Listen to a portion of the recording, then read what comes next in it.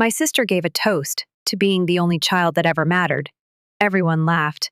Everyone, except me. The sound of champagne glasses clinking around the table still echoes in my memory like nails on glass. The laughter, the smiles, the warmth, none of it reached me. I was there, seated at the end of the table, but I wasn't there. I wasn't a part of it. Not really. My mother smiled proudly at my sister, her eyes glistening with pride, her hand resting softly on my father's arm, as if to say we raised her right. My father gave a subtle nod, then raised his glass, echoing the same damn toast, to Olivia, the daughter who always made us proud. There was no second glass lifted for me. No words, no glance. Not even a side comment to acknowledge I was sitting just a few feet away. I tried to swallow the lump in my throat, hiding behind my glass of water. I wasn't offered wine. You're driving, right? Always subtle enough to dismiss if I ever dared bring it up. I stared down at the dinner plate in front of me. My portion was smaller, a little colder, a little later than everyone else's. Little things. Always little things. A piece of burnt edge on the roast, the mashed potatoes served without gravy, the seat cushion with the tear in it, the only chair that wobbled slightly. If I hadn't grown up with these signs, I might have thought I was imagining them, but I wasn't imagining anything anymore. That night marked the 30th anniversary of my parents' move into their cherished family home, the one with the white porch, the crooked mailbox I once repainted, and the oak tree I'd climbed as a child. That same house, the one they bragged about owning free and clear, was technically in my name. Every brick, every square inch. On paper, legally, officially, mine. But you wouldn't know that if you walked inside. You'd never guess that the person who paid the taxes, refinanced the mortgage when they fell behind, and kept the lights on during hard winters wasn't even in the family photo in the living room. The one they had blown up and framed, golden hour lighting, matching beige sweaters, happy smiles on the front porch. Mom, Dad, Olivia. Not me. I wasn't even invited the day they took the photo. I found out about it a week later when Olivia posted it on Facebook with the caption, "3 is all we've ever needed." That caption haunted me. It crawled into my chest and nested there, and no matter how many years passed, it never stopped burning. I screenshotted it.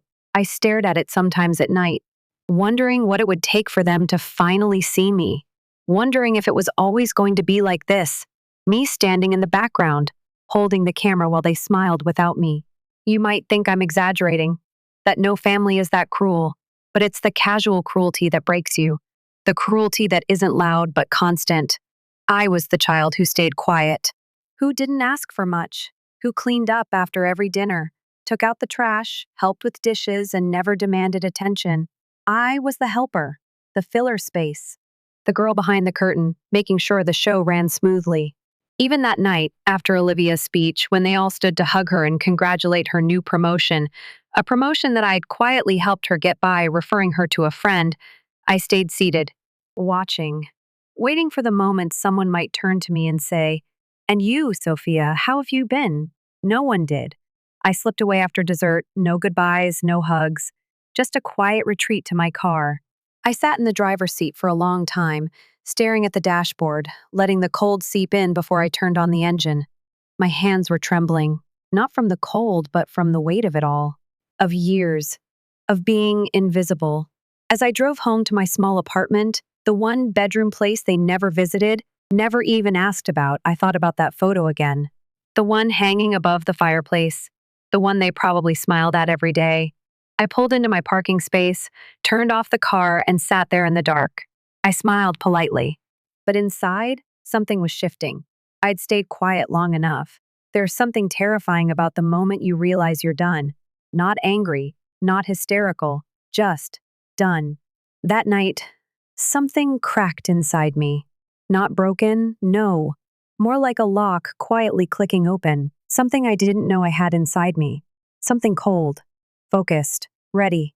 I walked up to my apartment, kicked off my shoes, and sat at the edge of the bed without turning on the light. I replayed the toast in my head, to being the only child that ever mattered. And I said out loud, not to anyone, just to the dark, that was the last time. When I was a child, I thought love came quietly. That if you were good, not loud, not needy, not troublesome, people would see you, people would love you. That's what I believed. It started small, birthdays with no candles, no songs. Just a happy birthday muttered in passing, as if they had to say it. Meanwhile, Olivia's birthdays were always events, balloons, themes, cakes with glittered lettering, family coming in from out of town. I used to help decorate. I always thought, maybe next year it'll be my turn. It never was. Christmas was the same. I remember one year in particular, I must have been 8. I had asked for a book series. Not expensive, not flashy. Just something I really wanted. Olivia had asked for a keyboard. She got it, with a matching stool and headphones. I got socks, not even wrapped. Just placed on my side of the couch like a mistake someone forgot to correct. My mom said it was because I was practical, that I didn't need much to be happy. That I wasn't like Olivia, who needed attention. So I learned to make myself smaller. I became the girl who never cried in public, never raised her voice, never asked for seconds at dinner. I was the one who cleaned up when guests left, who stayed behind to wash dishes while Olivia entertained or disappeared upstairs. At school, I excelled, quietly, straight A's, awards, never late, never in trouble. But none of it mattered. Not to them. When Olivia got a B+, it was framed on the wall. When I got into the honor roll 3 years in a row, my mom said, "That's nice," and moved on to ask Olivia if she wanted more pasta. It became a pattern, a rhythm, a dance I didn't even realize I was performing. I remember prom night, not mine, hers. She wore a lavender dress that shimmered like water. I helped zip it up. She didn't thank me. She just asked, "Can you drive me and Marcus to the hotel afterward? I don't want to take the bus." I said yes. Of course I did. No one even asked if I had plans. No one ever did. And then there were the big things, the real sacrifices. Like when my parents fell behind on their mortgage and were about to lose the house, I was 25, just out of college, still paying off my own student loans. But I stepped in. I drained half my savings, called the bank, signed the refinancing documents under my name because their credit had tanked. I was told, "It's just temporary. We'll fix it soon. We're so proud of you." They never fixed it. They never paid me back, and they never mentioned it again. That's how I became the silent owner of the house they still called theirs. Years passed. They still introduced me to people as our quiet one, the helper, the backup, the one who always stepped up without being asked. Meanwhile, Olivia was their shining star. She switched careers 3 times, dated 3 men who were all wrong for her, took loans from them and never paid them back. But every time she walked into the room, they lit up like she was a miracle. I remember once I had been working overtime for weeks, exhausted, burnt out. I came over one weekend just to drop off some groceries they'd asked for. No thank you, no eye contact. Then Olivia walked in 20 minutes later with a bouquet of roses. Not even for them, but for a date she had that night, and my mom nearly cried. "She's so thoughtful," she said, holding the flowers like a baby chick. I wanted to scream, but I didn't. Instead, I smiled and said I had to get going. I always had to get going. They took everything I did as a given, as if it was my role, my obligation. But anything Olivia did, no matter how small, was a blessing, an event, a miracle. I paid their electric bill when they forgot for the 2nd month in a row. They barely noticed. Olivia bought them matching mugs with their initials, and my dad posted about it online with the caption, "Best daughter in the world." I used to think, maybe it's because she's younger. Maybe it's because I'm too quiet. Maybe I need to do more. So I did. I helped Olivia move apartments twice. I built her bookshelf. I found her dog when it ran off at the park. I even covered part of her rent one winter when she lost her job. Something my parents didn't know because she begged me not to tell them. She said she didn't want them to think she was a failure. So I kept her secret, like I always did. But Olivia never kept mine. When I confided in her about my anxiety, she told our cousins. When I once admitted I was struggling to afford groceries, she laughed and said, "Well, maybe if you stopped buying organic stuff." She never missed a chance to remind me that I was too sensitive, too serious, too plain. "You should be more like me," she said once, when we were teenagers. People like me. And they did. They always did. Still, I stayed. Still, I helped. Still, I hoped. But hope is heavy. especially when it sits in your chest for decades without moving. Eventually, it starts to rot. And lately, it had been rotting fast. Because no matter what I did, I remained invisible, a ghost walking through my own life, paying bills, showing up, making sure everything functioned, but never really seen, never really known. I used to tell myself, they're just bad at showing affection, but how do you explain the photo? How do you justify printing, framing, and hanging a giant picture of your family and not even thinking to include one of your daughters? Not a forgotten moment, not a miscommunication, a decision. Through parties under the roof, I protected, while I was left standing in the shadows, watching from a corner. That toast Olivia gave, the one that finally cracked something open in me, wasn't the first blow. It was the final one in a series of quiet cuts that bled me dry over years. And even then, I didn't react. Not really. I drove home. I cried, sure. But I didn't scream. I didn't confront them. I just sat with it because something inside me had shifted. I no longer felt the urge to be seen. I wanted something else now. Clarity, distance, truth. I used to think, maybe next time, they'll see me. But that night, sitting alone behind the curtain of their celebration, I realized, maybe they never will. They asked me to stay and help clean up after the party. It wasn't a question, it never was. But I needed to say it, just once, to hear the sound of my own voice choosing myself. My mother didn't even look up. She just muttered, of course, like I had betrayed some sacred unspoken agreement. Olivia raised an eyebrow, almost amused. You? Plans? She said under her breath, smirking as she sipped the wine I bought. I left without another word. No hugging, no lingering glance. In the car, I didn't cry. I didn't play sad music or scroll through my phone looking for someone to vent to.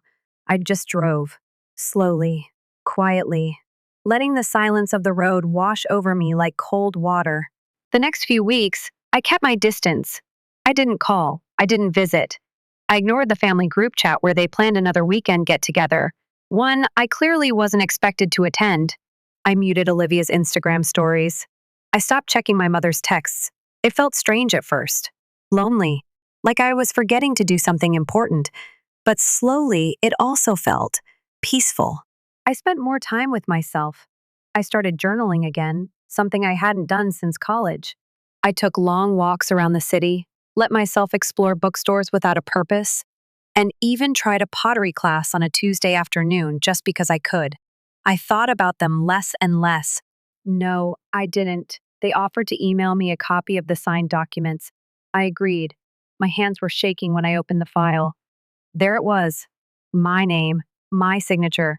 Except it wasn't mine. They didn't even think I mattered enough to ask. I picked up my phone. My thumb hovered over my mother's name in my contact list. I didn't call. I wanted to be sure. And then I called a lawyer, a real estate attorney, not for revenge, not yet, just to ask questions, to understand what they had done, what they could do, what I could do. He was kind. But we will still use you. That night, I couldn't sleep. I sat on the floor with every document spread out around me, highlighting, annotating, scanning. The next morning, I scheduled another meeting with the lawyer. I printed everything. I filed a freeze on the property. I notified the bank of suspected fraud, quietly, carefully, professionally. I didn't call anyone in my family, not even Olivia. I wanted them to feel the silence. I wanted them to wonder. I wanted the cracks to start forming from the inside for once. I changed my email passwords. I redirected all mortgage notices to my personal inbox. I canceled the auto transfers that helped pay their utility bills. I didn't leave a note. I didn't explain. They didn't deserve explanations anymore. I didn't slam any doors. I didn't send dramatic texts or record tearful voice messages. Instead, I went quiet, truly quiet. The kind of quiet that makes people nervous, the kind that means something is coming, but they don't know what or when. The first thing I did was close the joint account. It wasn't technically joint anymore. I had opened it years ago to help my parents manage their bills. Electricity, water, even Olivia's car insurance once or twice. Is the account acting up? Let me know your dad can't get into the app. I didn't reply. Not because I was petty, but because I was done making excuses for them. done pretending they didn't know what they were doing, done protecting their comfort while mine was rotting. I called the gas company, removed my information from the billing cycle. Same with the electric. Then the insurance. They'd have to put everything under their own names now, pay for what they used, handle their own messes. It was satisfying, quietly, powerfully satisfying. I froze the home equity line they had tried to open using my forged signature. I filed the paperwork through my lawyer, and he handled it swiftly. By the end of the week, the bank had opened a fraud investigation. I didn't tell them. Let them find out the way I found out, through a call they weren't expecting. I also submitted a motion to remove them from any beneficiary claims on the property. The deed had always been in my name, but I wanted it cleaner, ironclad. So I made it so. 2 days later, my phone rang nonstop. I let it. Then came Olivia. She never called me, not even on birthdays. But suddenly she was everywhere. Hey, what's going on with the house stuff? Did something happen with mom and dad? I'm sure it's a misunderstanding. Maybe you're just stressed. Stressed? That word, coming from her, almost made me laugh. She once told me, during an argument I've never forgotten, you love being the victim, don't you? It's like your identity. That was after I offered to co-sign her lease and she got approved, then ghosted me for a month. So, no, I wasn't going to call her back either. I started sleeping better. My chest didn't ache in the morning. I cooked myself real meals, lit candles while I ate, watched movies with my phone on silent. I didn't jump every time it buzzed. The peace was addictive. And yet, I knew it wouldn't last. They weren't the kind to accept silence. Not for long. It happened on a Thursday evening. I was folding laundry when my phone lit up with a message from my father. Just 4 words, call me. It's urgent. I didn't. Then the knocks came. At my door. Loud. Insistent. I looked through the peephole. It was Olivia. I opened the door just wide enough to see her face, flushed, annoyed, trying too hard to look calm. Can we talk? I didn't move. About what? She glanced behind her, like she was hoping someone else would appear to help her make her case. Mom and Dad are confused. Everything's a mess. They said you froze the mortgage? It's not theirs to freeze. Her mouth tightened. You're being unfair, she said finally. That word, unfair. I wanted to scream. I wanted to grab her and shake her and ask, where were you when it was unfair for me? Where were you when I gave up everything and got nothing? But I didn't. I just said, you should go. She stood there, stunned, like I had slapped her. You're really doing this? I didn't reply. She left, and I closed the door, locking it slowly, deliberately. Later that night, my lawyer sent me a draft of the final legal filing, a full declaration of ownership, a notification that they were to vacate the property within 60 days or face formal eviction proceedings. It felt cruel, but only for a moment. Then I remembered the forged signature, the empty birthdays, the family photo that didn't include me, and I pressed send. The family dinner wasn't my idea. It was Olivia's. She sent a text in the group chat, one I hadn't muted yet, for reasons I didn't understand. Let's all have dinner together next Sunday. Clear the air. Be adults. The message was followed by a thumbs up from my father and a heart from my mother. No one asked if I was free. No one checked if I even wanted to come. But I went. Because this time, I was ready. I wore black. Not dramatic, just clean, fitted, sharp. I didn't do it for effect. I did it because it made me feel grounded, untouchable. I arrived on time. Not early. Not late. Exactly on time. Like they'd been holding their breath, hoping I'd show. I didn't hug anyone. I didn't smile. I just pulled out a chair and sat. The conversation was awkward at first. Small talk. Olivia recapping her recent trip to Napa like it mattered. Dad throwing in a joke here and there. Mom asking if I'd tried that new salad place. I let it roll off me. I waited until the plates were cleared, until the wine was half gone, until the silence settled. Then I reached into my bag and pulled out the folder. I placed it in the center of the table. Nobody moved. What's that? My father asked, trying to sound casual. I met his eyes. Proof. He stiffened. Proof of what? Olivia asked, laughing nervously. The loan, I said. The one taken out using my name. The forged documents. The signatures. The attempt to refinance a property without my consent. Silence. Then my mother, voice too sweet, said, Sophia, we didn't mean. You didn't mean to get caught, I said calmly. Dad cleared his throat. It was just a formality. We needed the funds short term. We figured it was easier to commit fraud? I asked, my voice like glass. His mouth opened, then closed. I reached into the folder again and laid out the bank statements, the forged signature, the email exchanges from the bank's fraud department, the lawyer's formal letter. You violated federal law, I said, quiet but sharp. And you did it thinking I'd never find out. Or worse, that I wouldn't care. Mom looked pale. Olivia looked furious. You're blowing this way out of proportion, she snapped. Am I? I turned to her. Tell me, how many times have I bailed you out financially? Covered your rent? Driven you around like a chauffeur? What did I get in return? She didn't answer. I looked at my parents. You've lived in my house for 9 years. Rent-free. Tax-free. I paid for your roof, your heating, your broken plumbing. I signed the papers that saved you from foreclosure. And you never once said thank you. That's not fair, Mom whispered. We're family. No, I said. You're users. And I was your supply. I stood. I filed everything with my lawyer. The house is no longer yours to treat like a playground. You have 60 days to leave. After that, legal proceedings begin. You'll receive the paperwork by the end of the week. Wait, my father said, standing up. Let's talk about this. We didn't realize you were so upset. I looked him in the eye. That's the problem. You never realized anything. I turned to leave. Where will we go? My mother asked, her voice cracking for the first time. I paused at the door. That's not my problem anymore. They called it a misunderstanding.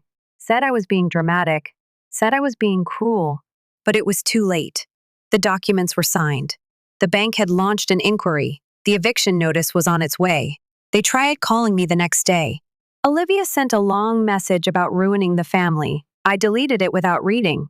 My dad sent an email, a rare move trying to explain, to justify. I forwarded it to my lawyer. They weren't sorry. They were scared. And not of me, of consequences. Because for the first time, I had become more than just the helper. I had become a threat. And I didn't yell. I didn't cry. I didn't beg. I simply handed them the truth.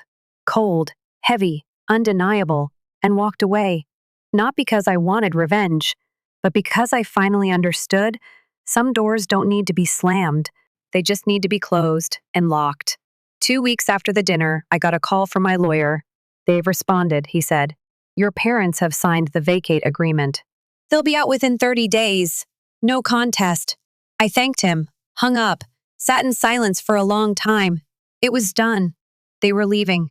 The house would be mine, not just on paper, not just in hidden documents and quiet payments, but truly mine, empty, cleansed, quiet. And yet, it didn't feel like victory, not the way I thought it would. They hadn't apologized. Not really. There was no letter, no admission of guilt, no heartfelt voicemail late at night, just silence, and then submission. It was exactly what I asked for. Exactly what I wanted. And yet, the ache didn't disappear. But consequences came anyway. I heard from a family friend that my father lost a major investor in his consulting firm, someone I happened to know, someone who found out about the fraud through very public legal channels. The news rippled through his small professional circle like wildfire. Mom tried to host a dinner party the following weekend. No one showed up. She posted a photo of an empty table and deleted it an hour later. Olivia moved back in with her boyfriend. Apparently, her lease renewal was denied.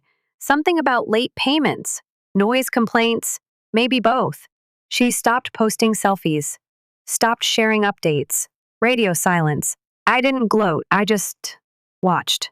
Sometimes justice doesn't roar, it whispers, soft and steady, like water wearing down stone. And while they were unraveling, I was beginning to rebuild. I didn't go back to the house right away. I needed time, distance. Instead, I focused on me, something I had never truly done before. I started walking again in the mornings. Not just around the block, but through the city park, past the pond, beneath the trees where sunlight filtered through like forgiveness. I enrolled in a ceramics class again, not to impress anyone, just to feel clay in my hands, to shape something with intention. I signed up for therapy. The first session was brutal. I sat on that couch and stared at the ceiling as the therapist asked, "So, what brings you here?" And I said, "I don't know who I am when I'm not useful." Her face softened. She nodded.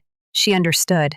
It took weeks, months, but I began to see myself not as a placeholder, not as a support beam in someone else's house, but as a full person, with boundaries, with value, with anger that wasn't evil, and sadness that deserved space. I reconnected with an old friend from college, Lena.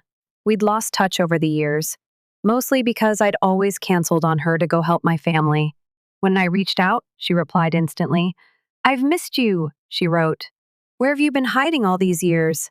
With Lena, I could be quiet and still be seen. We met for tea, long walks, rainy day bookstores. She didn't ask for anything, she just listened. She told me once, "You give off this calm, soft energy, but I get the feeling you've been through hell." I smiled.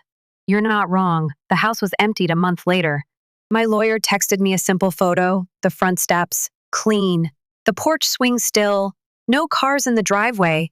They were gone. I drove there the next morning, parked out front, stared at the place that had both sheltered and scarred me.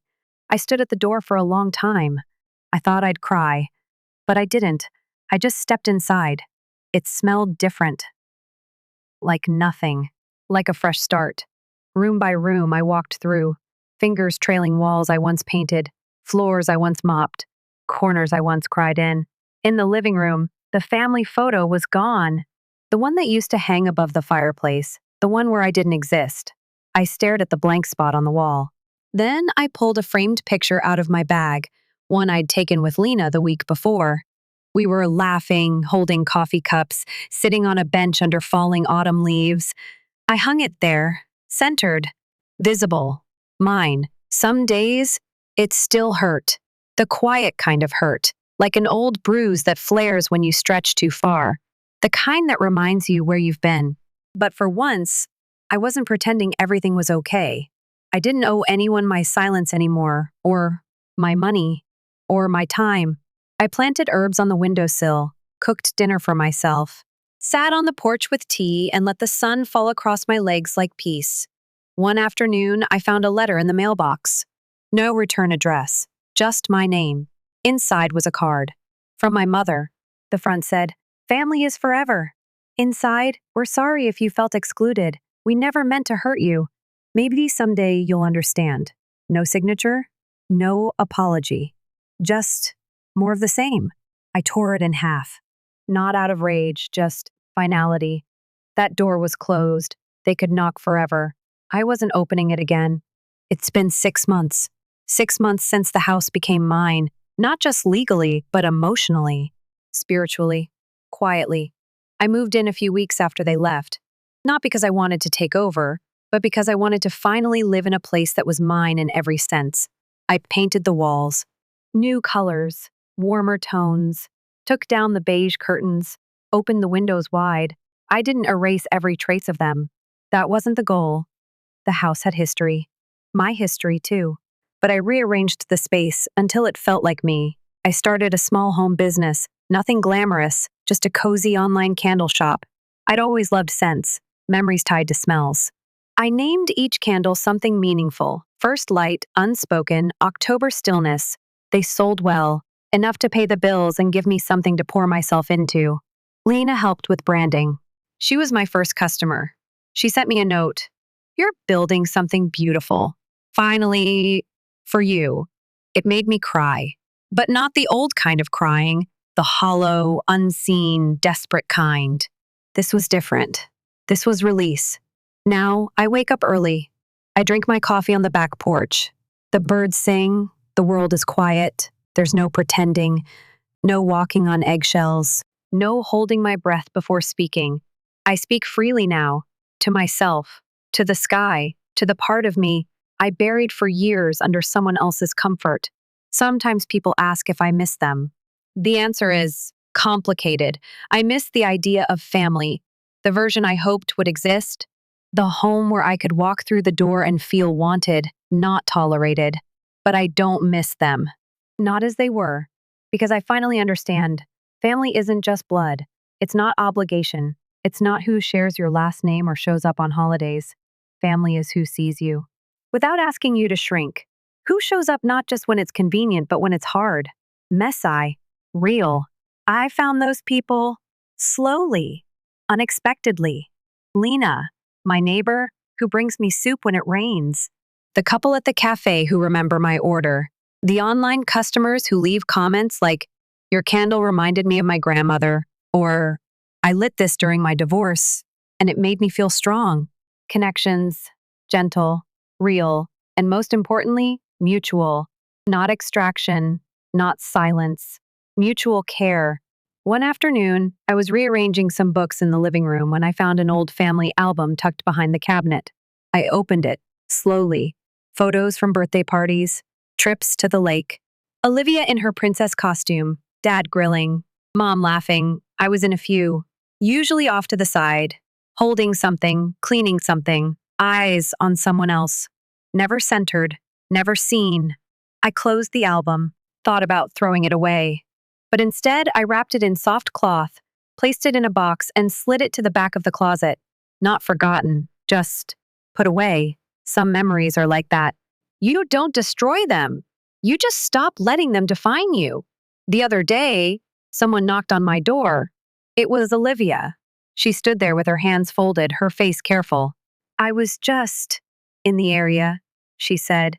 "Wanted to see how you were doing." I stood in the doorway. "I'm doing well," I said.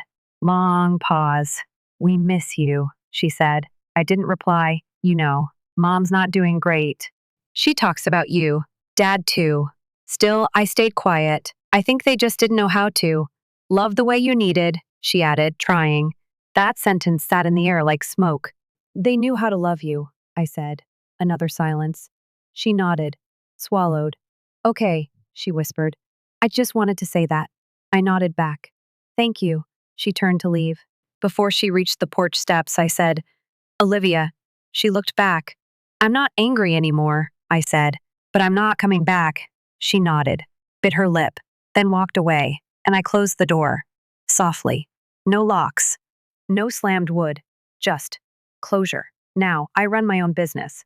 It's not glamorous, but it's mine. I built it with my hands, lit every wick, poured every scent.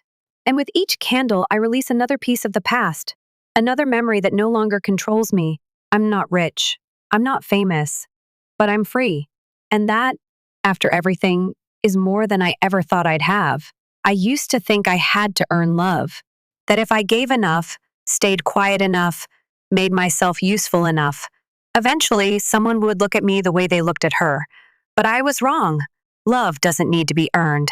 Respect isn't something you have to beg for. And family isn't always where you start. Sometimes it's what you find when you finally choose yourself. So if you've ever felt like the outsider in your own home, if you've ever stood on the edge of a room where you were supposed to belong, I hope you know this, you're not alone. And you were never the problem. You were just never seen by the wrong people. But now, it's time to see yourself and build a world that does too.